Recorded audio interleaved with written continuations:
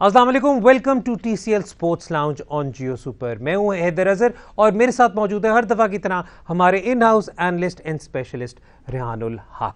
आज हम बात करेंगे रमीज़ हसन राजा साहब की appointment as chairman of Pakistan cricket board. उन्होंने आज अपनी इनॉग्रल प्रेस कॉन्फ्रेंस की और प्रेस कॉन्फ्रेंस में उन्होंने कुछ अनाउंसमेंट्स की। आज हम उन अनाउंसमेंट्स पे नज़र डालेंगे, देखेंगे कि क्या on the face of them do they make sense और नॉट, और उसके पे अगर कोई तनकीद है तो वो तनकीद क्या हो सकती है। I know it is too early to start criticism, लेकिन let's at least get the ball rolling on criticism as they say. उसके अलावा आज हम शो में बात करेंगे न्यूजीलैंड वर्सेस पाकिस्तान पर और न्यूजीलैंड की स्क्वाड पर ख़ास तौर पर ज़रूर हम एक एनालिसिस देंगे कि इस वक्त हम क्या एक्सपेक्ट कर सकते हैं from New Zealand squad.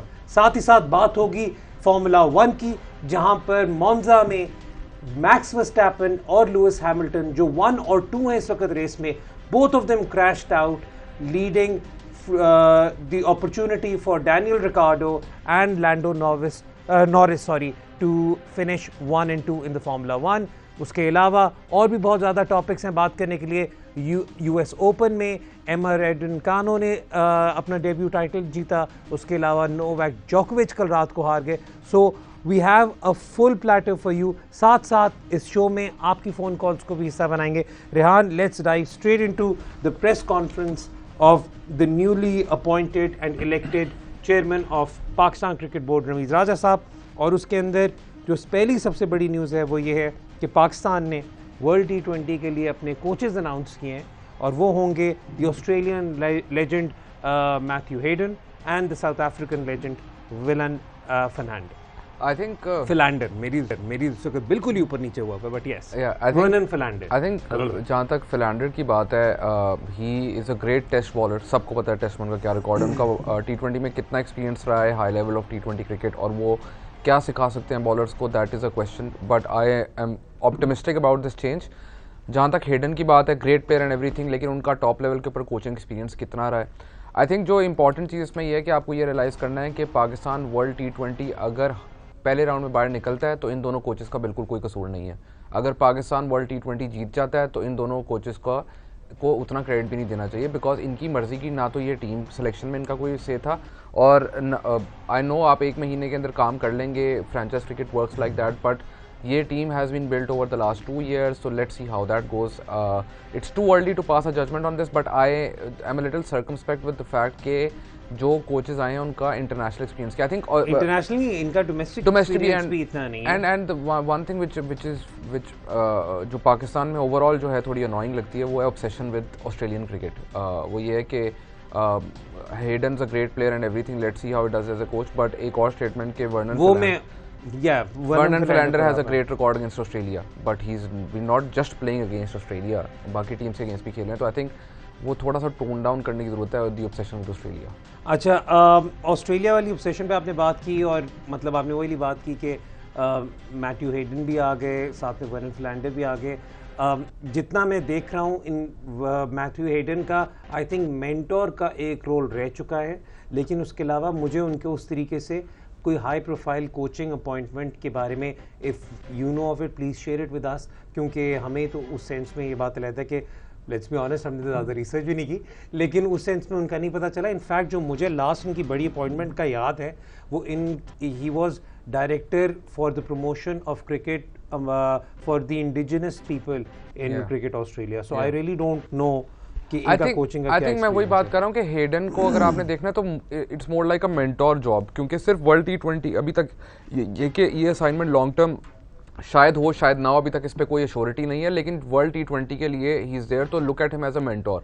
And as a mentor वो क्या कर सकते हैं प्लेयर्स के साथ, आप ये देखें। I think as a coach international team में आपको लॉन्ग टर्म प्लान्स चाहिए, लॉन्ग टर्म कोचेस चाहिए, तो I think it's too early to pass any judgments on that. And मैं ऑनेस्टली आई एम ऑप्टिमिस्टिक, अगर कोई मेंटोर आ रहा है और जो इतनी चेंजेस नहीं करेगा और प्लेयर्स को थोड़ा कॉन्फिडेंस देगा, that would be good for the Pakistan team. अच्छा, वर्नन फिलैंडर पे थोड़ी सी बात कर लेते हैं यार। ऑन पेपर तो that sounds like decent enough appointment, लेकिन T20 तो Vernon Philander wasn't known for his T20 I prowess. Think अगर आप मुझसे ये पूछते कि पाकिस्तान का वर्ल्ड टेस्ट चैंपियनशिप का फाइनल होता अगले महीने और अगर कोई दुनिया में एक आपने अपॉइंट करना होता बंदा एज अ मेंटोर और एज अ बॉलिंग कोच तो वो फिलैंडर होते, because line length perfection in test cricket अगर आपने देखनी है पिछले 2010 ऑनवर्ड्स, तो he is one of the best bowlers, ठीक है। लेकिन T20s में slower balls, yorkers in these conditions in Asian pitches UAE के अंदर, what is he going to bring, that is my question. और आई होप कि वो जब प्लेयर्स काम करेंगे तब हमें बेहतर आइडिया होगा। लेकिन अगर आप पास्ट की बात कर रहे हैं तो टेस्ट क्रिकेट में makes complete sense, he was a complete test bowler. But क्या T20 में बिल्कुल डिफरेंट स्किल सेट चाहिए, आपको चेंजेस ऑफ पेस ज़्यादा चाहिए, आपको यॉर्कर्स चाहिए, आपको बाउंसर्स चाहिए, वो सारी चीज़ों में उनका कितना एक्सपीरियंस है ओनली टाइम कैन टेल। अच्छा, ये साथ साथ आप लोगों के ट्वीट्स भी आ रहे हैं, उसमें माओ बिली हैं, वो उनका आई थिंक उनके सवाल का जवाब भी देता है कि does it matter if the coach has played a particular format of cricket और नॉट। हेडन के केस में मैं इतना इसलिए नहीं कहूँगा क्योंकि वो अगेन जिस तरह रेहान ने कहा कि मेंटोर वाला रोल हो गया, लेकिन फिलैंडर जिनकी रिसेंट अपॉइंटमेंट है और वो अपने प्राइम में भी उस वक्त T20s के लिए कंसिडर नहीं हो रहे थे, तो रेहान की जो बात है आई वुड सेकंड दैट। और बातें भी जी रमीज़ राजा साहब ने की, जो एक बहुत अच्छी बात थी वो ये थी, उन्होंने कहा कि डोमेस्टिक के जो सारे 192 क्रिकेटर्स हैं उनकी जो सैलरी होगी उन्हें 1-1 लाख रुपए की ज़्यादा it will increase by 100,000। I know it might not be that significant an increase, but at least it's a statement of intent. I think कोई भी increase in domestic salary structure gives me great hope. It's a very good step.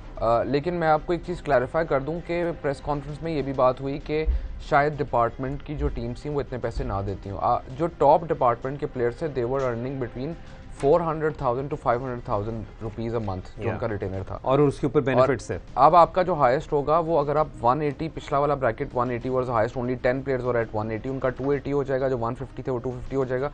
लेकिन मैं ये सबको बताना चाहूँगा 150 across the board नहीं था, कुछ लोगों की 1 लाख से भी कम तनख्वाह थी, ठीक है। तो आपको ये भी इनटू कंसिडरेशन लेकर आना है कि अगर आपने अपने cream of the crop players रखने, 6 टीमों में आपने प्लेयर्स कम कर दिए, प्लेयर्स कम होने की वजह से आपको तो पैसे ज़्यादा देने चाहिए, because the number of players you need to pay now is smaller.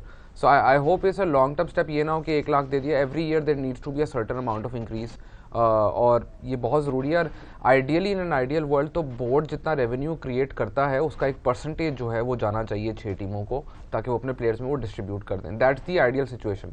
ये जो एकदम इंक्रीज़ करना है या कुछ, it's great short term, but long term player welfare ज़रूरी है। अगर आपको प्लेयर्स चाहिए नीचे से ऊपर आके, कल को पाकिस्तान में किसी ने स्टार बनना है, तो फैसिलिटीज़ और इनकम आपको प्रोवाइड करना ज़रूरी है। अच्छा, मैं वैसे ये बात यहाँ पे डिस्क्लेमर देता चलूँ कि हम रमीज़ राजा साहब की प्रेस कॉन्फ्रेंस से we're only talking on matters which will directly impact cricket। तो हमारी आज कोशिश यही है कि हम सिर्फ क्रिकेट तक ही इस चीज़ को लिमिट करें।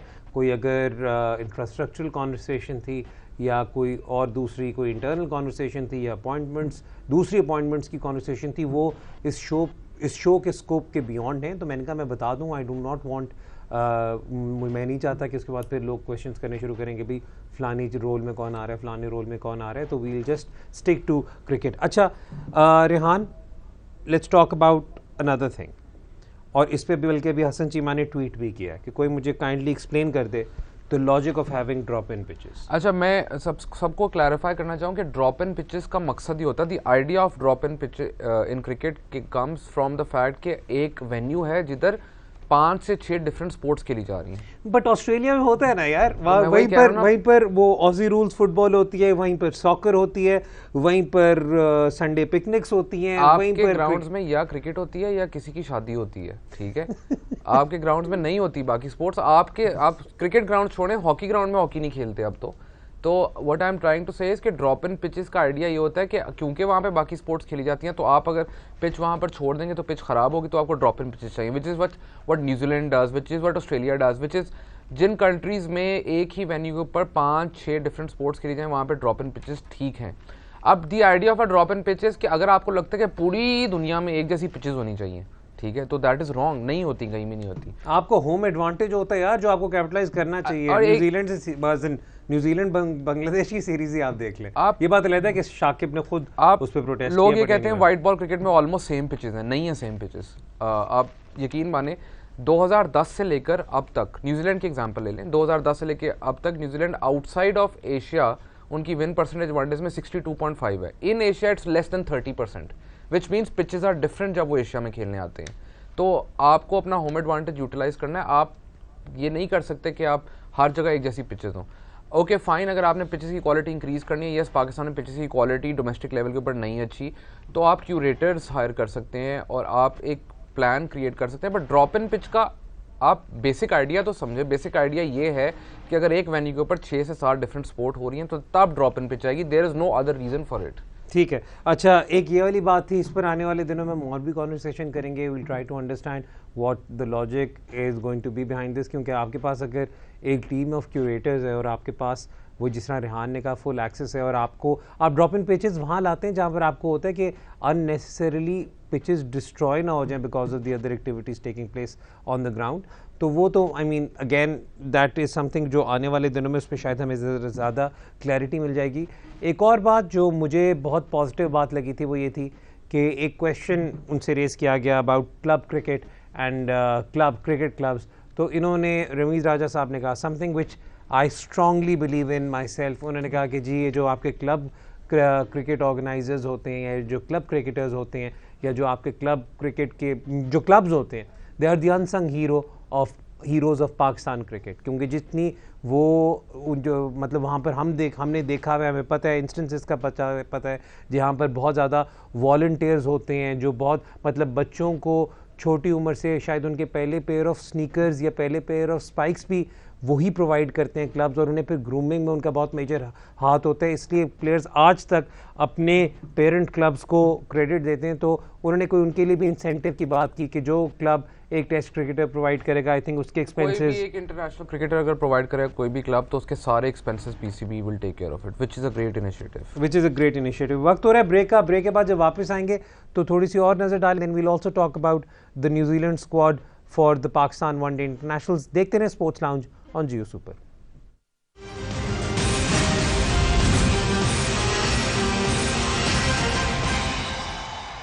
Welcome back to sports lounge on Jio super. Break पे जाने से पहले हम बात कर रहे थे रमीज़ राजा साहब की, जो इन्होंने आज अपनी इनॉग्रल प्रेस कॉन्फ्रेंस की और उन्होंने कुछ अनाउंसमेंट्स की। हमने briefly we have touched upon the announcements of the head coach and the bowling coach for the world cup. उसके अलावा हमने बात की है ड्रॉप इन पिचेस की, एक सैलरी में इंक्रीमेंट की अनाउंसमेंट हुई है, उसे भी कवर किया, क्लब क्रिकेट पे भी कवर किया। एक और बात जो उन्होंने की थी रेहान, वो ये की थी कि हम लोग इस वक्त ये जो अपॉइंटमेंट है ये सिर्फ वर्ल्ड कप तक है, उसके बाद हम फिर देखेंगे, एक लंबी करेंगे और लंबी अपॉइंटमेंट शायद उसके बाद देख के करेंगे। तो फिर तो again I want you to reiterate that point, ताकि जो व्यूअर हमें अब ज्वाइन करें उन्हें पता हो कि then that limits the overall influence that these two can have. Exactly, जो अभी आपकी कोचिंग अपॉइंटमेंट्स हुई हैं, they are there as mentors, they are there कि वो सिर्फ वर्ल्ड T20 के लिए आएंगे, उसके बाद देखा जाएगा कि उनको रखना है कि नहीं या नए कोचेस आएंगे, लेकिन वो सिर्फ इस टूर्नामेंट के लिए हैं। एंड इवन वो जिसलिए आए हैं, जो प्रेस कॉन्फ्रेंस में एक अनाउंसमेंट भी है कि दे आर स्पॉन्सर्ड, एक स्पॉन्सर के थ्रू उनकी सैलरी पे हो रही है, तो वो उसके थ्रू आए हैं, स्पॉन्सर के थ्रू, और वो सिर्फ इस टूर्नामेंट के लिए। तो एज मेंटोर्स वो किस तरह perform how does that work? How can you have a third party pay for someone in your dressing room? Won't that raise bigger questions? I think that is more, ये मैंने हिस्सा नहीं सुना था, but that raises a huge question. I think also उसमें ये भी बाद में बात है कि we would want more sponsors to come in to help us out with drop in pitches. तो ये वाली बात भी हुई है। तो I mean, if the board said to one of the sponsors that technically then that coach isn't that मतलब मैं इस वक्त बिल्कुल मतलब हो सकता है मैं बिल्कुल नहीं, I think आप तो लॉयर हैं तो आपको भी पता, it can also be a tripartite contract नहीं, tripartite बिल्कुल हो, but board says कि आप हमें पैसे दो, हम जिस मर्जी को अपॉइंट करें। चले वो फिर उससे देख लेते हैं। हमें ज्वाइन किया जी कराची से हसन साहब ने। जी अस्सलाम वालेकुम हसन, क्या हाल है आपका? वालेकुम सलाम, अल्लाह का शुक्र है मैं ठीक हूँ। आप लोग कैसे हैं हैदर भाई, रेहान भाई? अल्हम्दुलिल्लाह अल्हम्दुलिल्लाह। जी हसन जी, मेरा सवाल जो है रेहान भाई से है। मैं रेहान भाई की एनालिसिस को बहुत ज्यादा पसंद करता हूँ, ट्विटर पे फॉलो करता हूँ उन्हें। मेरा सवाल उनसे मोहम्मद हसनैन पे कि जैसे मोहम्मद हसनैन न्यूजीलैंड सीरीज के लिए भी पिक हुए हैं, वर्ल्ड कप के लिए भी, तो मोहम्मद हसनैन के अगर हम देखते हैं कि वो वर्ल्ड कप टीम के साथ साथ तो चल रहे हैं, लेकिन उनका PSL में जो है इकोनॉमी रेट बहुत ज्यादा है। दो कि वो विकेट टेकिंग बॉलर हैं, 140 प्लस बॉलर हैं, लेकिन उनका इकोनॉमी रेट बहुत ज्यादा है। क्या वो रेहान भाई की नजर में क्या वो फहीम से और वहाब से बेहतर बॉलर समझते हैं उनको वर्ल्ड कप के लिए। और दूसरा सवाल मलिक पे है कि मलिक क्या स्पिन की वजह से यूएई में मलिक को कंसीडर किया जा सकता था? जी रेहान, आपने दोनों सवाल सुने। पहला सवाल मोहम्मद हसनैन से रिलेटेड कि मोहम्मद हसनैन का पीएसएल में इकॉनमी रेट उन्हें ज़्यादा लग रहा था, तो क्या आप मोहम्मद हसनैन को फ़हीम और वहाब के ऊपर रेट करेंगे? और दूसरा Shoaib Malik and spin. I think इसमें हमेशा एक चीज़ होती है कि कभी भी एक सीज़न के ऊपर आपने फाइनल जजमेंट नहीं पास करनी। हसनैन का अगर आप PSL 4 और PSL 5 देखें, 5 में ही वॉज एक्सपेंसिव, लेकिन अगर जो विकेट्स उन्होंने ली, जिस वक्त उन्होंने विकेट्स ली as a wicket taking option, he adds a lot of balance to your team. अगर आपको T20 में आपको लग रहा है कहीं पार्टनरशिप लग रही है तो आप उसको क्लेवरली यूज़ कर सकते हैं। ये नहीं है कि आपने उसको पावर प्ले में लगातार 2 ओवर दे दिए, फिर उसको एंड में 2 ओवर दे दिए। आपने उसका एक ओवर 4 डिफरेंट फेजेस के लिए अगर आप यूज़ करें तो he can be very beneficial for the team. अच्छा, if I am not mistaken, Mazhar Arshad ने रिसेंटली आई थिंक ये एक वो जो ट्विटर स्पेसेस हो रही हैं उधर बात की थी कि हसनैन का डेथ में economy rate is actually really good. Yeah, it's really, I think really good. 7.5 के 7.6 हसनैन का डेथ ओवर्स में इज रियली गुड। हसनैन का जो quality of wickets he takes, अगर आप डीप डाउन जाए, क्वालिटी ऑफ विकेट्स बेसिकली होता है कि अगर एक बैट्समैन सेट है और उसको आउट किसी ने किया है तो quality of wickets and the number of runs he saves is very high. तो हसनैन का overall impact ratio is also one of the highest in among all Pakistan bowlers. तो सेंस बनती है। दूसरा उन्होंने पूछा फ़हीम और वहाब की बात पूछी। मैंने पिछले एपिसोड पे भी कहा था कि अगर यूएई में टूर्नामेंट हो रहा है तो आपको वेन्यू को you need to take into account the venue, और उस वेन्यू के ऊपर आपका जो बेस्ट बॉलर है 2016 onwards is Faheem. Wahab internationally उस तरह का रिकॉर्ड नहीं रहा, लेकिन वहाब का PSL में बहुत अच्छा रिकॉर्ड रहा है। अब यही क्वेश्चन आता है कि टीम जो कैप्टन है उसने ये एनालाइज करना है कि मुझे ज़्यादा ज़रूरत मोहम्मद हसनैन की है या वहाब की है। ठीक हो गया। ठीक है। अच्छा, सॉरी मैं आपकी बात काट रहा हूँ। हमें रावलपिंडी से ज्वाइन किया मोहम्मद नुमान ने। अस्सलाम वालेकुम नुमान, क्या हाल है आपका? वालेकुम सलाम, मैं ठीक हूँ, आप खैरियत से हैं? अल्हम्दुलिल्लाह नुमान जी। मैं सबसे पहले तो आपके शो की तारीफ करना चाहूंगा। आपके एनालिसिस बहुत स्पॉट ऑन होते हैं, स्पेशली रेहानुल हक साहब के एनालिसिस जो है it's closest to my heart. मेरा सवाल ये है कि जो आज रमीज राजा साहब ने ड्रॉप इन पिचेस का कहा है, उनसे उनकी मुराद क्या है और क्या इस इनिशिएटिव से पाकिस्तान क्रिकेट पर क्या इम्पैक्ट पड़ेगा आपके ख्याल से? बहुत शुक्रिया। जी नुमान, आपने जो बात की अभी हम थोड़ी देर पहले भी इस पर डिस्कस कर रहे थे, लेकिन Rehan just retreat the argument for and against drop in pitches. For है कि अगर आपकी मल्टीपल स्पोर्ट्स एक वेन्यू पे हो रही हो तो तब आपको ड्रॉप इन पिच चाहिए। अगेंस्ट ये है कि ड्रॉप इन पिच वहाँ पर होती ही नहीं है जहाँ पे मल्टीपल स्पोर्ट्स एक वेन्यू पे ना खेली जाए, और पाकिस्तान में मल्टीपल स्पोर्ट्स नहीं खेली जाती, तो it does not make sense to have drop in pitches. It does not make sense to have drop in pitches, लेकिन उसका कोई तो प्रो होगा। उसका प्रो ये हो सकता है कि कौन तो एक बहुत बड़ा ये भी है कि यार आप अपनी होम एडवांटेज को क्या नाम है गिव अवे कर रहे हैं। आपके पास पूरी आर्मी है ऑफ क्यूरेटर्स, आप उनसे अपनी मर्जी की वो बना सकते हैं, पिचेस बना सकते हैं। और ये जो लोग हमेशा क्रिटिसाइज़ करते हैं कि भाई सिर्फ होम कंडीशंस में ही XYZ परफॉर्म करते हैं, तो भाई क्यों ना करे, उसकी होम कंडीशंस हैं। इंग्लैंड वाले भी majority, I mean Jimmy Anderson की कितनी परसेंटेज विकेट्स जो हैं विकेट्स वो इंग्लैंड की हैं, या फिर ऑस्ट्रेलिया वालों की, ऑस्ट्रेलिया के अंदर क्या परफॉर्मेंस है, आउटसाइड ऑस्ट्रेलिया क्या परफॉर्मेंस है, न्यूजीलैंड का भी रेहान ने थोड़ी देर पहले स्टैट्स बताए।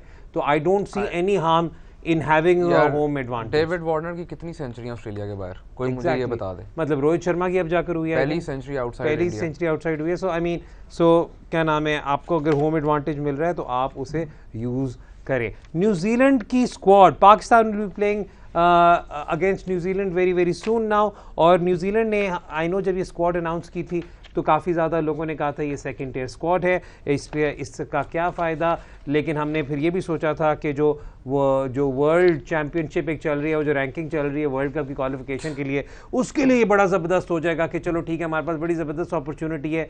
फिर जनाब हमें एक बॉम्ब गिरा हमारे पर 2-3 दिन पहले जब ये अनाउंस हुआ कि DRS के ना होने की वजह से this series will not be counted towards that tournament, world cup qualification. Rehan, your first thoughts on that? Squad पे बाद में बात करेंगे। देखिए, पहली चीज़ तो ये कि अगर आप वो वर्ल्ड कप क्वालिफिकेशन की वनडे में बात करते हैं तो Pakistan, even if they play their second string team against, Pakistan should be able to qualify for the world cup. Pakistan में इतनी क्रिकेट नहीं, लेकिन यार अगर एक लीग चल रही है और उसमें अब एकदम से आपका ये सीरीज नहीं क्वालिफाई कर, अल्लाह का शुक्र अदा करें शायद इसी बहाने कोई एक्सपेरिमेंटेशन हो जाए। नहीं, बट रेहान इतनी मेहनत की है न्यूजीलैंड को लाने के लिए, इतना। और ये बाय द वे जो DRS वाली बात कर रहे हैं ना लोग कि DRS नहीं है तो इसलिए शायद ये नहीं काउंट हो सकती सीरीज़। तो मुझे अभी पॉइंट आउट किया वो श्रीनिवास ने, who's the analyst for Bangladesh, उसने कहा जी बांग्लादेश और न्यूजीलैंड में भी शायद डीआरएस नहीं था कि पता नहीं एक और सीरीज में भी। आई थिंक वो तो T20 से ना वनडेयर्स के लिए उन्होंने नहीं एक और, बट इट वाज काउंटेड एक वनडेयर के अंदर, and he said it was counted towards that. I don't no, लेकिन डीआरएस इज अ रीजन, क्योंकि कुछ जगह पे स्टिपुलेशन है कि डीआरएस होनी चाहिए to count the points. I think the good thing is कि Pakistan can take pride in the fact कि न्यूजीलैंड की टीम इतने सालों बाद पाकिस्तान आई है, ये वो तो बहुत विच इज ग्रेट स्टेप। दूसरी चीज़ ये है कि वर्ल्ड T20 से इतना पहले आप वनडे सीरीज की जगह अगर आप 5 T20s कर देते, that would have made sense, ठीक है, इवन वनडे। सॉरी ज़ीशान ने हमें ज्वाइन किया फ्रॉम रावलपिंडी। अस्सलाम वालेकुम ज़ीशान, क्या हाल है आपका? जी वालेकुम सलाम हैदर भाई, ठीक ठाक, आप ठीक हैं? अल्हम्दुलिल्लाह ज़ीशान जी। अच्छा हैदर भाई, पहले तो मैंने ये कहना था कि आपका प्रोग्राम बहुत अच्छा है, लेकिन हसन भाई के बगैर थोड़ा सा अधूरा है, काइंडली उन्हें भी आप दोबारा ज्वाइन कराएं प्रोग्राम यार में। वो बेवफा बंदा छोड़ गया यार हमें। मैं अब आपको क्या, आपने दुखती रग पे आपने इस वक्त हाथ फेर दिया, मैं आपको क्या बताऊं यार। हसन चीमा साहब एक्चुअली हमारे यहाँ के शो के स्टार थे, उन्हें और शोज ने कहा कि नहीं भाई आप हमारे पास आ जाए, तो ये वाला काम हुआ हमारे साथ। चले मेरा क्वेश्चन ये था हैदर भाई कि अभी रमीज राजा की प्रेस कॉन्फ्रेंस देखते थे तो उन्होंने काफी अपने जो है पॉइंट्स बताए हैं, लेकिन उनकी बातों से इस तरह पता चलता है कि जैसे अब वसीम खान का रोल है वो थोड़ा कम हो जाएगा, क्या आप ये बात समझते हैं? और दूसरा क्वेश्चन मेरा ये है कि रात को मैं स्पेस में सुन रहा था अजहर महमूद को, वो बात कर रहे थे शाहीन शाह अफरीदी की कि वो भी 2 मैच के लिए भी इवन रेस्ट नहीं लेता, तो ये इनसिक्योरिटीज कब तक खत्म होंगी? इयन बिशप ने भी ट्वीट की थी कि शाहीन को हमने सही मैनेज करना है, तो ये हमारे प्लेयर्स में ये जो इनसिक्योरिटीज हैं ये कब तक ये जो है हमारा डेवलप होगा? अच्छा, जो आपका पहला सवाल था ना अबाउट रमीज राजा साहब और उनके होते हुए वसीम खान के रोल का, तो मैं ज़रा थोड़ा सा आपको ये भी बताता चलूँ कि जब एहसान मानी साहब भी थे तो उन्होंने जब आकर ऑर्गेनाइजेशनल रिस्ट्रक्चरिंग की थी और सीईओ को बहुत ज़्यादा पावर और अथॉरिटी दी थी, तब भी आप बीच में रूमर्स वगैरह सुनते थे और बातें सुनते थे कि चेयरमैन की अभी भी मेजॉरिटी चीज़ों पे से है। रमीज़ राजा साहब का I think it is only natural कि अगर आप किसी फॉर्मर टेस्ट क्रिकेटर को चेयरमैन बना रहे हैं तो he would like to have more involvement in the revampment of cricket. तो आई थिंक इस तरीके से वो तो इंटरफेयर करेंगे एज फार एज क्रिकेटिंग तो सारी वो प्रेस करेंगे। कॉन्फ्रेंस में भी कहा कि जितनी भी चीजें क्रिकेट से रिलेटेड है मेरा क्या फायदा आने का अगर मैं उनमें नहीं कर सकता। या which is fine. The other question, it's a great question that you asked about Shaheen and insecurities आपकी उस दिन खत्म हो जाएंगी जिस दिन आप प्लेयर्स का ज्यादती करना बंद कर देंगे। जिस दिन अगर एक प्लेयर इंजरी से बाहर जाता है तो उसको ये नहीं लगेगा कि मेरा सारा करियर तबाह हो गया and the PCB looks after him, उस दिन इनसिक्योरिटीज़ खत्म हो जाएंगी। आप एक मैच की बुरी परफॉर्मेंस के बाद प्लेयर को एकदम डिस्कार्ड कर देते हैं। Hasan Ali was the player of the tournament, the champions trophy that Pakistan won, उसको इंजरी हुई, उसके बाद क्या सलूक हुआ? ऑब्वियसली जब आपने पास में ये देखा हो तो इनसिक्योरिटीज़ क्रीप इन। और एक जो रमीज़ राजा साहब की हमने बात सुनी थी वो ये सुनी थी कि जब वो प्लेयर से मिले थे और उन्होंने कहा था कि भैया आपने फेयरलेस क्रिकेट खेलनी है, तो उस वक्त ये सिचुएशन हुई थी कि उन्होंने कहा था जी चलें ठीक है फेयरलेस क्रिकेट खेलेंगे तो सही, लेकिन हमारे साथ क्या चक्कर होगा अगर हम मतलब उस तरीके से कंसिस्टेंटली परफॉर्म नहीं कर रहे होंगे तो हमें डिस्कार्ड कर दिया जाएगा। तो उन्होंने कहा था नहीं जी we will back you, which is a very positive thing. मतलब यही वाली बात हम अपने पिछले शो में भी करते रहे, अपने कुछ शोज में हम करते रहे हैं कि जब तक नंबर 5 और नंबर 6 वाले जो आप हिटर्स बनाना चाह रहे हैं उन्हें जब तक आप एक लंबा रन नहीं देंगे, आप प्लेयर्स को लंबा रन नहीं देंगे, तो तब तक कोई भी प्लेयर सही तरह डेवलप नहीं हो सकता। वक्त हो रहा है ब्रेक का। ब्रेक के बाद जब वापस आएंगे तो फुटबॉल और फार्मूला 1 पे भी होंगे, प्लस अगर आपकी और कॉल्स हुई उन्हें भी शो का हिस्सा बनाएंगे। देखते रहे sports lounge on Jio super.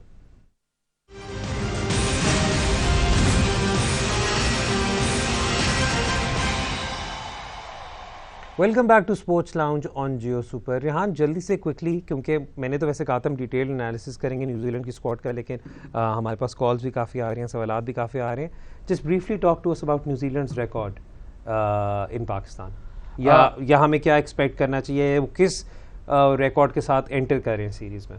New Zealand जो ओनली एशियन टीम जिसको न्यूजीलैंड हराती है एशिया में आके वो पाकिस्तान है पिछले 10-11 सालों के अंदर। बाकी तो न्यूजीलैंड कहीं नहीं जीती। न्यूजीलैंड का वे रिकॉर्ड जी मसला ही सॉल्व कर दिया। तो New Zealand way record is 4 wins 23 losses against other Asian teams in Asia. ठीक है, अगेंस्ट पाकिस्तान जो है वो रिकॉर्ड बेहतर है। अगर हम देख सकें तो क्रिएटेड ग्राफिक एज वेल जिसके अंदर आपको ये शो होता है कि न्यूजीलैंड का जो record against all other teams versus आप पाकिस्तान से कंपेयर करें तो काफ़ी डिफरेंस है एशिया के अंदर। न्यूजीलैंड आपके सामने स्क्रीन पर भी है इस वक्त ये सो बेसिकली न्यूजीलैंड का ओवरऑल आप रिकॉर्ड भी देखें, जो होम एडवांटेज की बात होती है, New Zealand are really good one day team when they are playing outside of Asia. तो 62.50 उनका विन परसेंटेज है, इन एशिया इज 32.56। एशिया में इससे भी कम हो अगर आप पाकिस्तान निकाल दें, ये 14 में से 5 विन्स आर अगेंस्ट पाकिस्तान, तो they have 9 wins in the last 11 years. कहीं तो पाकिस्तान को रहने दो यार, एशिया से भी निकालने लगे। हमें जी ज्वाइन किया गुजरात से समीउल्लाह साहब ने। अस्सलाम वालेकुम समीउल्लाह साहब, क्या हाल है आपका? वालेकुम अस्सलाम, ठीक ठाक। हैदर भाई, मेरा पहला क्वेश्चन है रेहान भाई से। हमने जिस तरह वर्ल्ड कप 2019 में जेसन रॉय के खिलाफ जो है पावर प्ले में शादाब खान को यूज किया था, क्या हम ऐसे इंडिया के खिलाफ वर्ल्ड कप के मैच में रोहित शर्मा, जो कि हमने आईपीएल में देखे लेग स्पिनर्स के खिलाफ जो है काफी स्ट्रगल करते हैं, हम शादाब को 1 या 2 ओवर के लिए यूज कर सकते हैं? एंड सेकेंडली मैं आपसे ये पूछना चाहूंगा कि लास्ट ईयर जो है जुनैद खान अनपिक्ड रहे थे और उससे पहले वो आपकी फ्रेंचाइज में ही रहे हैं, तो वो कहाँ पे लैग कर रहे हैं, उनका फ्यूचर क्या है, मतलब उनकी परफॉर्मेंस में कहाँ डिक्रीज आया है? एंड थर्ड वन इज ये कि हमारा मैच है न्यूजीलैंड के साथ शारजा में, तो वहाँ पे क्या हम नवाज, इमाद और शादाब तीनों को इकट्ठा खिला सकते हैं कि नहीं? तीसरा वाला आपका सबसे आसान तरीन सवाल है, उसका जवाब तो मेरा है नहीं। ये बात अलहदा है कि 1-2 लोग ये वाली बात ज़रूर कर रहे हैं कि शायद आईपीएल के बाद अगर किसी पिच को सबसे ज़्यादा इम्पैक्ट पड़ेगा तो वो शारजा की पिच होगी, वो स्लो कर जाएगी, स्लो पेस्ड हो जाएगी। उसके बावजूद the ground is too small for you to take the risk कि आप दोनों एंड्स पर स्पिनर्स लगा दें। दैट्स माय साइमल्टेनियसली दोनों एंड स्पिनर्स तब लगाओगे जब बहुत ज़्यादा बॉल ब्रेक कर रही हो। आपको श्रीलंका पाकिस्तान का एक मैच हुआ था जिसमें ये हुआ था कि the ball started breaking a lot. I think Lala took 6 और 7 विकेट्स इन दैट मैच। वो उस तरह की पिच हो तो ठीक, लेकिन इतना बड़ा स्क्वायर है शारजाह कि अगर एक पिच ऐसी हुई तो बहुत कम पिचेस ऐसी आपको मिलेंगी। ठीक हो गया, मिलेगी। अच्छा, उसके अलावा जो आपका दूसरा सवाल था कि जेसन रॉय के खिलाफ जिस तरह हुआ था, तो क्या रोहित शर्मा के खिलाफ शादाब 2 ओवर करा सकते हैं? सारे प्लान्स बता दें, हम हैं। आई थिंक लेकिन रोहित शर्मा वाला जवाब देना चाहिए। अभी बता दो, सब कुछ बता दो, लेकिन ये सवाल है। Rohit Sharma also struggles against left armours when the ball is coming into him, ठीक है? तो आप शाहीन को आप यूज कर सकते हैं, तो और वो वर्ल्ड क्लास प्लेयर्स हैं। Sometimes it work, sometime it doesn't work. आपको मैचअप देखना है, मैचअप को ब्रेक डाउन करना है कि किस बॉलर के अगेंस्ट का क्या रिकॉर्ड है। ऑल्सो आपको ये देखना है कि आपका बॉलर कंफर्टेबल है नई बॉल से बॉल करवाने के लिए कि नहीं। ये सारी चीज़ें आपको टेक इनटू काउंट करनी है। लेकिन आपका सवाल मुझे बहुत अच्छा लगा इसलिए कि मैचअप की फाइनली बात हुई है और पाकिस्तान ने इंग्लैंड को हराया ही इसलिए था उस मैच में कि Pakistan went in with the strategy of using Shadab against Roy. वो आउट हो गया, अगर वो नहीं आउट होता तो वो स्कोर चेस। हमने पिछले मैच में मैचअप्स की बात की तो थी चीफ सिलेक्टर साहब से, उन्होंने कॉम्बिनेशन बताने शुरू कर दिए थे। Team matchup is something very very different. Matchup is your team versus the other team. क्या आपकी टीम का बैट्समैन किस उस ऑपोजिशन टीम के कौन से बॉलर को मार सकता है। जैसे ही वो बॉलर आएगा तो इसका काम है कि वो 15 से ज़्यादा रन करे। और सिमिलरली ऑपोजिशन बैट्समैन किन के क्या फेवरेबल मैचअप्स होते हैं। इसीलिए जब हम भी बात कर रहे थे तो कह रहे थे पाकिस्तान में शायद एक आधे लेफ्ट आर्म सीमर की कमी और है, अभी स्क्वाड के अंदर होनी चाहिए थी, एक और हो सकता था। सिमिलरली हम यही वाली बात कर रहे थे कि बैटिंग में भी एक आधा लेफ्ट हैंडर शायद और होना चाहिए था, लेकिन वो बात कर रहे थे कि जी पहले हम अपने मैचअप्स देखते हैं। मैं थोड़ा सा हैरान हो गया था कि अपने मैचअप्स क्या होने हैं, बाबर और रिजवान ने एक दूसरे के खिलाफ तो खेला नहीं। खैर एनीवेज वो कॉम्बिनेशन हो सकता है कि there was something lost in communication. और जो उनका रेहान तीसरा सवाल था वो तो आई थिंक आपसे है, वो उनका सवाल था जुनैद खान से। जुनैद खान का, oh my god, Junaid Khan is probably one of the most talented cricketers I have ever had the honour of sharing a dressing room with. हमारे साथ ये था कि जुनैद खान PSL 5 तक हमारे साथ थे, और अब आप ये सोचें कि जुनैद खान, मोहम्मद इरफान, ये वो लोग थे जो PSL 3 से मेरे साथ चल रहे थे इन मुल्तान सुल्तान से। So it was a very very difficult decision. एक तो one of the reasons why we let go of him was क्योंकि उनकी कैटेगरी ऐसी थी कि हम उन्हें वहाँ रिटेन नहीं कर सकते थे। आपको पता होना चाहिए कि रिटेंशन में लिमिटेशंस होती हैं सिर्फ 8 की। और उसके बाद फिर जब ड्राफ्ट वाली बात आई थी तो हम लोगों के कोई और टारगेट्स मीट हो गए थे। हमें पता था कि हमें 2 इमर्जिंग से बॉलर्स मिलने ही मिलने हैं, तो that was where Junaid Khan lost out. अगर आप ऐसे पूछ रहे हैं कि उनके साथ ओवरऑल क्या हुआ है, तो मेरे लिए ये एक बहुत बड़ी मिस्ट्री है कि उनके साथ क्या हुआ है, क्योंकि ये नहीं कि वो उनका स्किल लेवल कम हो गया है। हाँ, पेस ड्रॉप ज़रूर हुई होगी, लेकिन मेरे नज़दीक उनका ना सिलेक्ट होना अब रिसेंटली, चाहे KPL हो जाए, चाहे ये बाकी उनमें फर्स्ट 11s में भी आई थिंक उस तरीके से शायद he's not playing as much as he used to. He's not playing as much as he used to, and that is mind boggling, क्योंकि Junaid Khan is a match winner, specially इस type के situations में? अ fit Junaid Khan, peak Junaid Khan, वो जो early 2010s, mid 2010s में था, is one of the best left arm bowlers Pakistan has seen in the last 20 years. Absolutely, absolutely. वो injuries के बाद, बैक इंजरी, नी इंजरी, काफ़ी फास्ट बॉलर्स को इंजरीज होती हैं, उसके बाद that's the question that needs to be asked from the medical panel कि आपका इतना बड़ा एसेट है, why did you not look after it? ठीक हो गया. अब चलते हैं थोड़ा सा जी वर्ल्ड का वो वर्ल्ड ऑफ फुटबॉल की तरफ. मैं वर्ल्ड कप पता नहीं कहाँ जा रहा था. चैंपियंस लीग का इस दफ़ा बाकायदा आगाज़ होगा इस वीक. हमने सोचा था कि हम पहले डिटेल शो करें, लेकिन पाकिस्तान क्रिकेट और आई थिंक जब आप कम्प्लीटली फुटबॉल शो ना कर रहे हो तो इतनी और न्यूज़ आ जाती हैं कि आपको वो कवर करनी ही पड़ जाती हैं. तो चैंपियंस लीग पर आने वाले दिनों में जैसे जैसे डेवलपमेंट होगी ज़रूर बात करेंगे. लेकिन Cristiano Ronaldo made his debut once again, the second debut against Newcastle in Manchester United. And Rehan, you can't write a movie script better than this. I mean, it's not even a movie script. You saw him at Juventus. Everyone has followed his career. एक चीज़ assurity के साथ मैं ये पहले भी कहा था, Ronaldo पूरे मैच में कुछ नहीं करेगा ना. If he has a very poor game, he will still score a goal more often than not. ठीक है, जो पहला गोल है लोग कहते हैं टैप इन है. The amount of times Ronaldo gets into that position and someone else, उसमें बहुत डिफरेंस है. That is why he scores that number of goals. और जो सेकंड फिनिश है which through the legs of the goalkeeper, या जितनी जल्दी वो शॉट लेते हैं, it doesn't give time for the defender और द गोलकीपर और anyone to adjust, and it's almost like he is perfected that art. कितनी दफ़ा आपने देखा उसको ये करते हुए? I have seen it so many times कि अब मुझे लगता ही नहीं है कि he is not aiming there. Basically it's just a mechanical machine like movement which ends up in a goal. And अच्छा, वैसे एक और मैं बात करूँ, जो बड़े खिलाड़ी होते हैं ना, ये थोड़े से लकी भी होते हैं. लक का बहुत बड़ा फैक्टर होता है. I would call Virat Kohli की एलबीडब्ल्यू डिसीजन होती है, वो रिव्यू करता है, वो as an bowling side review करती है, वो अंपायर्स कॉल बन जाती है. वही चीज़ अगर फ्रैंकली स्पीकिंग रेहानो लक बैटिंग कर रहा होगा तो वो प्लम होगा. सिमिलरली जब आप इस तरह मैं आपको करेक्ट कर दूं, Virat Kohli by the way I think he has like 13 reviews. नहीं, हम जब टीम में जब दूसरी टीम उसके खिलाफ करी होती है, वही कह रहा हूँ कि जो बड़ा खिलाड़ी हो, या चलो बाबर आजम का भी जब रिव्यू होता है तो किसी ना किसी तरीके से वो लक ऐसी होती है कि उसे बचा जाती है, जबकि कोई दूसरा खिलाड़ी हो तो वो आउट हो जाता है. सिमिलरली आपने दोनों गोल्स अगर देखे हो रोनाल्डो के, तो उसके अंदर पहले में लकी रिकोशे उनके बिल्कुल पैरों में गिरा, it was a tap in. दूसरे में उन्होंने बहुत ज़ोर की फिनिश की, लेकिन it was a massive goal keeping error, क्योंकि बॉल हवा में थी और तब भी वो उनकी टांगों के बीच में से गुजर गई. I've seen that so many times that I can't call it a fluke now. Honestly, ठीक है. I've seen. No, it's not a fluke. I'm just saying कि. And I'm saying कि अगर एक बंदा तकरीबन को 700 गोल कर रहा है, तो at some point you have to say it's not like luck. It's not. Yeah. He is probably since Muller, not Thomas Muller. Other Gerd Muller.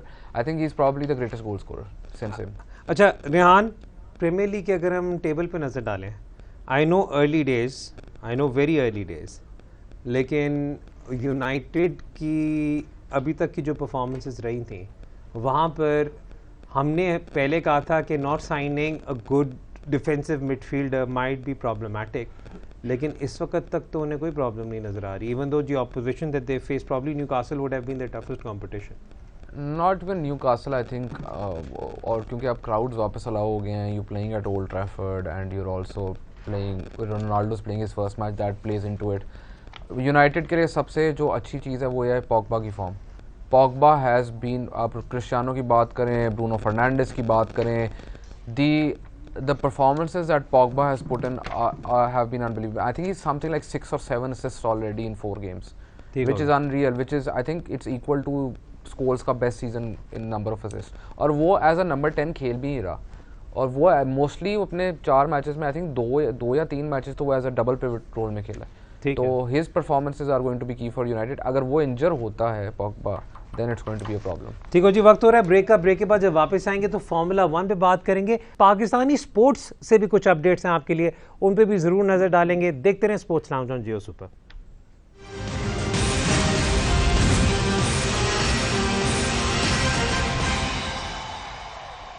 Welcome back to sports lounge. आज हमारा स्पेशल शो चल रहा है जिसमें हम आपकी calls को show का हिस्सा बना रहे हैं. तो let's just jump into some of the other news. Formula 1 की बात करते हैं. ये बहुत ही कंट्रोवर्शियल वीक रहा फार्मूला 1 का, जहां पर Lewis Hamilton and Max Verstappen for the second time in the season collided once more. Second time in 5 races. In 5 races collided once more, और जिसकी वजह से दोनों जो टॉप 2 थे वो दोनों रेस से क्रैश आउट कर गए. और मैं आई थिंक ये अनफेयर बात होगी कि क्योंकि ये दोनों निकले थे तो डैनियल रिकार्डो जीते. No, Daniel Ricciardo from the very get go was able to come up with a very very good strategy जहाँ पर उन्होंने hard tires use किए as opposed to the medium bone tires which the other. I am so proud of you. क्या हुआ? Hard tires, soft tires. भाई जब इम्तिहान देना होता है तो भाई रट्टा अच्छा मार कर आता है. अच्छा, तो इसके अंदर सिचुएशन ये हुई कि डैनियल रिकार्डो की ये विन इसलिए सिग्निफिकेंट है क्योंकि डैनियल रिकार्डो आज से कोई 6-7 साल पहले जब आए थे तो ही वॉज कंसिडर्ड अ वंडरकिंड कि इन्हें ही will be the next big thing. उसके अलावा थोड़ी सी एक तो इनकी आई थिंक मतलब टाइमिंग बड़ी ऑफ होती थी जब ये टीम छोड़ते थे, वो कुछ जीत जाती थी. But this is Daniel Ricciardo's first win. I think he's the one Pablo Montoya of his generation. If anyone's followed Formula 1, तो बहुत बड़ी बात करती है भैया. Yeah, and like Montoya का भी हमेशा था कि he's going to be the world champion and he's going to be. And Ricardo when he first started it was all like that. The other thing I wanted to point about that race is कि 2018 में इतना controversy create हुई थी on putting the halo behind the driver's cockpit, ठीक है, और उसने उसकी जान बचा लिया. ये आप स्क्रीन पे भी देख सकते हैं. And if it wasn't for the halo तो हैमिल्टन के ऊपर 750 किलो की गाड़ी का टायर लगता और it would have been over for him. It would have so been very I mean dangerous, some yeah. changes जो जितने मर्जी लोगों को controversial लगे हैं, सेफ्टी के लिए जो भी चेंज होता है किसी भी स्पोर्ट के अंदर, जिस तरह क्रिकेट के अंदर कंकशन का आया है सब कुछ, it's very important and it's good. अगर वो हेलो ना होता तो we would have probably lost one of the greatest Formula 1 drivers of all time. The greatest. Lando Norris second है तो पता नहीं, मुझे लगता है लास्ट टाइम 1800 में हुआ होगा कि मैक्लारेन 1-2 फिनिश था. आई know it happened in 2010. I know इससे पहले क्या बात करें, लेकिन for a team which has done remarkably well McLaren, this is another feather in the cap. Zainul Abedin साहब से कॉल हमारी एक बार फिर कनेक्ट हो गई है. जी अस्सलाम वालेकुम ज़ैन साहब, क्या हाल है आपका? हेलो, I think call फिर disconnect हो गई है. So let's just talk about some of the other sports as well. It was a historical week in the US Open. I'm sorry, there's one thing I want to talk about. I'm sorry before I forget this. One thing in Ramiz's conference that needs to be pointed out is the lack of conversation about women's cricket. सिर्फ उसके ऊपर जो सवाल उठाया गया उसके ऊपर जवाब आया. Women's cricket is an integral part of future of Pakistan and Pakistan cricket. उसके ऊपर ज़्यादा बात होनी चाहिए, उसके ऊपर कॉन्वर्सेशन ज़्यादा होनी चाहिए. And we are also guilty of that. We should also be inviting some guest to talk about it. But yes, women's cricket needs to be looked at more. We'll definitely get whenever we get an opportunity, we'll definitely do that. It was that diplomatic answer that you were looking for. अच्छा जी, अब चलते हैं जी. US Open का एक बहुत historic weekend रहा जहाँ पर I think first time in the history of the Open era दो unseeded qualifiers reached the finals, जिसमें Emma Raducanu won the US Open. और इनकी ख़ास बात यह है कि जब ये क्वालिफायर से लेकर मेन राउंड से लेकर फाइनल तक she did not drop a set. And this young girl in fact now, और आई थिंक पता नहीं कितने सालों बाद एक ब्रिटेन की वुमेन ग्रैंड स्लैम चैम्पियन आई है. लेकिन मेरे लिए एमा राडुकानु का जो ये परफॉर्मेंस है उसे अगर आप पूरे कॉन्टेक्स्ट में देखें तो और भी सिग्निफिकेंट है कि विंबलडन में due to mental health and due to pressure and due to stress she had to pull out बीच में during the game, and there was a lot of controversy there. लोगों ने बड़ी बातें की थी. So hats off to this young lady and what a resilient personality कि इस as में आप उस चीज़ से कम बैक करें यार, जब आपको तनकीद का निशाना बनाया हो of all of that. Just goes to show you कि you know elite level mentality and pressure handling. I think मुझे elite level mentality word से बहुत major issue है. अच्छा जी, sorry यार, sorry भाई. Strong mentality, आगे चलो. Yeah, all of those. So basically आप, मुझे किसी भी स्पोर्ट में ये समझ नहीं आती, किसी का मेंटल हेल्थ इशू आता तो लोग कहते हैं ये इतनी क्या बड़ी बात हो गई है, you know, be strong mentally and mentally strong होना चाहिए. वो जिस तरह आपका बाजू आपकी बॉडी का एक हिस्सा है, brain is also part of your body. And अगर ब्रेन मेंटल हेल्थ का तब इशू होता है जब आपकी ब्रेन की वायरिंग में कोई मसला हो. It's not just a mental, it's also physical issue that needs to be addressed. And I don't know why people are so critical of it. You need to realise के brain is the most important organ of your body and if there's a problem there it needs to be looked at. अच्छा, ज़ैनुल आबदीन साहब के साथ फिर से call connect हुई है जी. अस्सलाम वालेकुम ज़ैन साहब, क्या हाल है आपका? वालेकुम सलाम, बिल्कुल ठीक ठाक. हैदर भाई, मैं आपसे बस बहुत 2 क्वेश्चन करने हैं और मैं आपकी एज के यूं 31. हाँ जी, बिल्कुल आप मेरी एज के हैं. जी. तो मैंने ये क्वेश्चन करना था कि मैं जब बचपन में था, मैं I used to watch Indian channel, mean Pakistan ये केबल्स वगैरह पे आ जाते थे, स्टार स्पोर्ट्स, एंड उस वक्त हम लोग we can see basketball, we can see, I know basketball all players, I knew all formula 1 my favourites were there.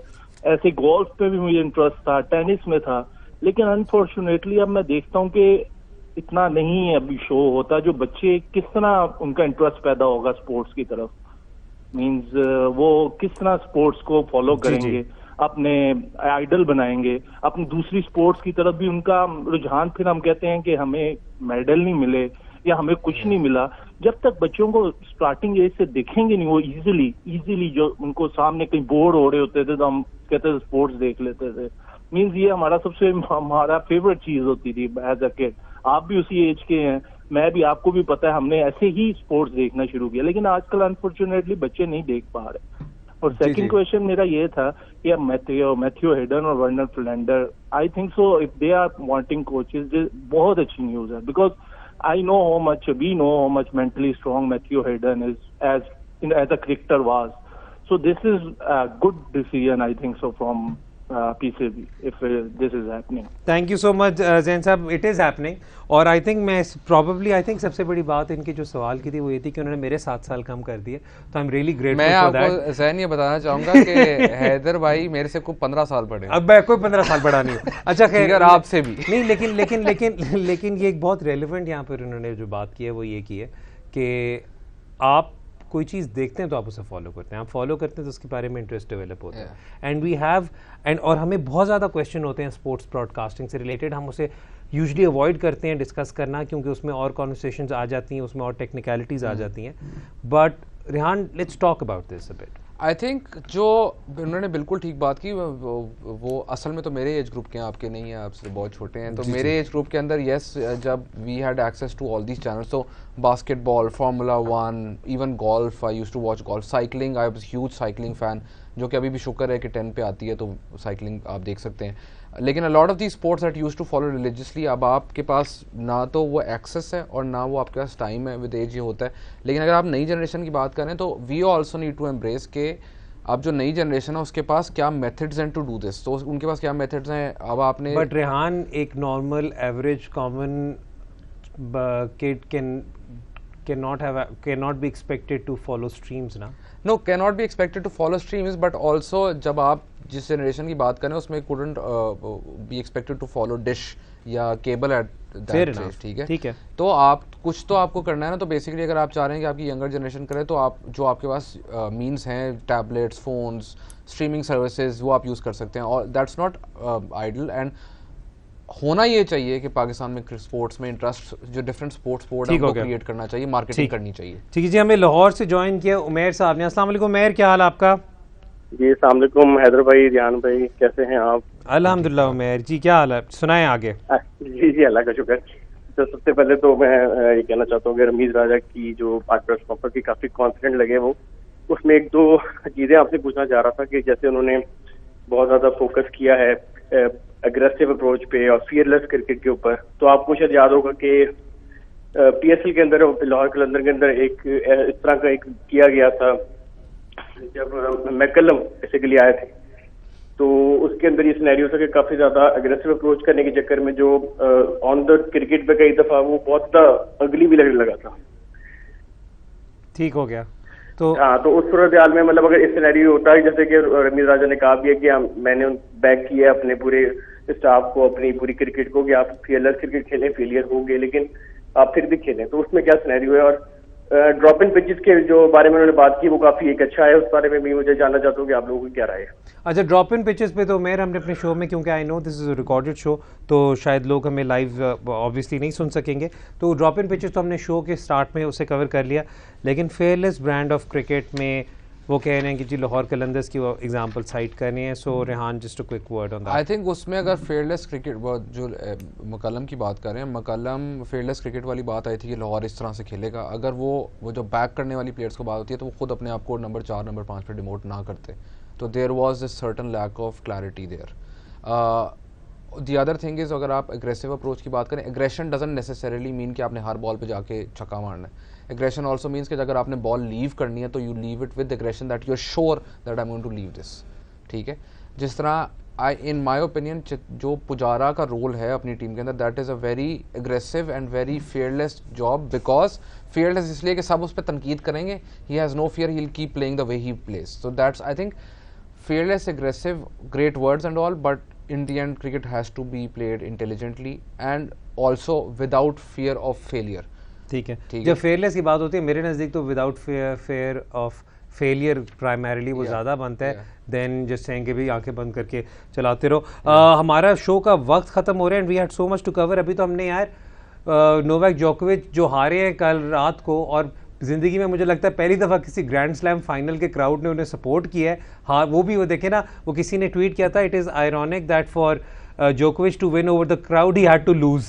So that was a situation. लेकिन मेडवेडेव वन द फाइनल और Novak जोकोविच quest for the 21st slam is still on. लेकिन जितने वो fit हैं, जिस तरीके से वो जा रहे हैं, आई थिंक ऑस्ट्रेलियन ओपन में he will be able to fulfil that. Pakistan sports की भी न्यूज़ थी. आई नो मुझे कहा जा रहा है कि मैंने वाइंड अप करना है, लेकिन मैं बात ना करूं तो बहुत ज़्यादती होगी. इनाम बट एक और गोल्ड मेडल जीत गए हैं. उन्हें भी एक दफ़ा फिर सलूट है सर आपका. आप पाकिस्तान के लिए जितने इनामात जीत रहे हैं, जितने एजाज़ात जीत रहे हैं, अगेन रेहान ने हमारे एक शो में कहा था कि आपसे ज़्यादा डोमिनेंट एथलीट पूरी दुनिया में बहुत कम है अपनी फील्ड में. तो बस इसी तरह करते रहें और इंशाल्लाह ताला कोशिश यही करेंगे कि आपको अपने शो का हिस्सा बनाए हुए and will try to do a 1-on-1 with you exclusively. साथ ही साथ पाकिस्तान की वॉलीबॉल टीम गई हुई है जी इस वक्त एक दौरे पर, और उन्होंने स्टार्ट में ही हरा दिया है, पहले मैच में थाईलैंड को हरा दिया एशियन वॉलीबॉल चैम्पियनशिप में. सो अगेन मैं वही वाली बात करता हूँ इन स्पोर्ट्स, क्योंकि मैंने वॉलीबॉल डोमेस्टिकली कवर किया था फॉर जियो सुपर. आप वॉलीबॉल कभी देखें तो आपको पता चले कि पाकिस्तानी प्लेयर्स का क्या लेवल है, क्योंकि ये लोग ईरान में भी लीग्स खेल रहे हैं, लेबनान में भी लीग्स खेल रहे हैं. So the local volleyball circuit is actually very very vibrant. आने वाले दिनों में कोशिश करेंगे कि इस पे भी और बात करें. रेहानुल हक, thank you so much for joining us. आप सबका भी हम बहुत शुक्रगुजार हैं कि आपने हमें कॉल इन किया. अगली दफ़ा तक के लिए हैदर अजहर और रेहानुल हक को इजाज़त दें. खुदा हाफिज़.